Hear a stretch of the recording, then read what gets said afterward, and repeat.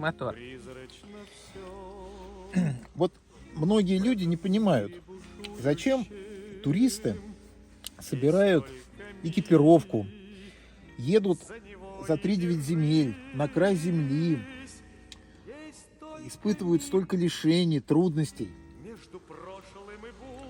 А я вам скажу, почему. И те, кто хоть раз испытывал чувство, они меня поймут. Все дело в том, что вечером с наступлением темноты завхоз выдает банку вареной сгущенки.